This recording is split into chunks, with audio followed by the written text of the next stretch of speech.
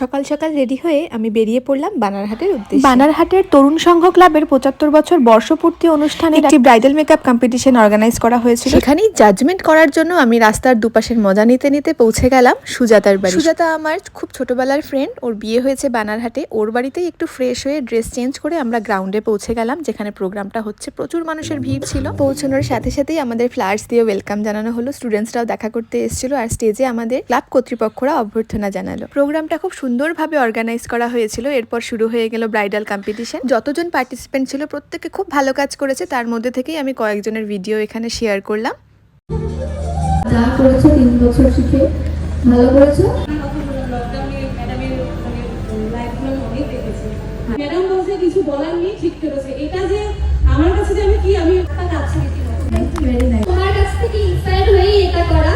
লুকটা ভীষণ ভালো লেগেছে। ভীষণ কাজের উপরে ফোকাস করো, আরো ইমপ্রুভ করো, প্র্যাকটিস করো, ঠিক আছে? সবাইকে বেস্ট অফ লাক। প্রত্যেকের কাজ, প্রত্যেকের পরিশ্রম খুব ভালো হয়েছে।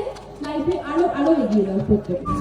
সিরিয়াসলি বলছি, judgement is very tough. Being an artist, আরেকজন আর্টিস্টকে জাজ করা it's not an easy task. এরপর প্রাইজ ডিস্ট্রিবিউশন করে সবার সাথে একটু আলাপ পরিচয়। সেখানেই আরেকজন আর্টিস্টের সাথে দেখা হয়ে গেল, সে হলো জয়দা। সবার সাথে একটু আড্ডা, একটু গল্প, একটু সেলফি তুলে সবার সাথে কথা বলে ভীষণ ভালো লাগে। সবার সাথে আবার খুব তাড়াতাড়ি দেখা হবে। টাটা।